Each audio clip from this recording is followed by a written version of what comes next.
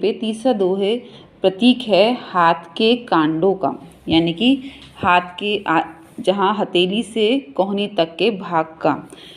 यहाँ पर इस दोहे के अंदर पहले हम दोहा लेते हैं। लोकांतिक वचने करी वर्ष्या वर्षी दान, कर कांडे प्रभु पूजना, पूजो भवि बहुमान।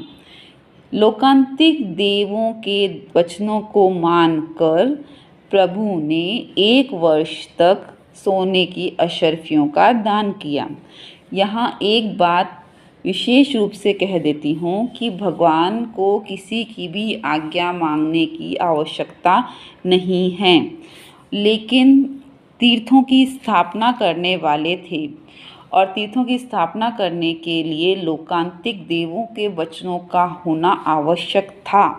इसीलिए ये सभी कुछ रचा गया कि लोकांतिक देव भगवान के पास आए और भगवान से कहते हैं कि हे परमात्मा, आप दीक्षा लीजिए।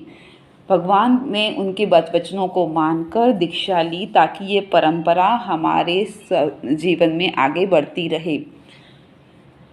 और 1 साल तक अपने इन हाथों से वशीदान किया।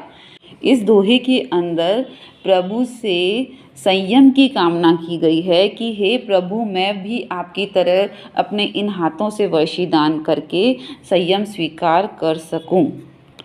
लोकांतिक वचने करी, यानी कि लोकांतिक देवों के वचनों के आधार पर वर्ष्या वर्षी दान, 1 साल तक वर्षीदान दिया मेरे प्रभु ने।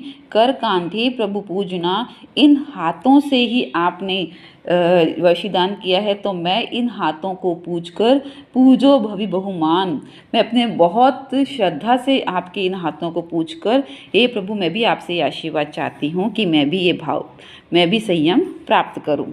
चलिए अब हम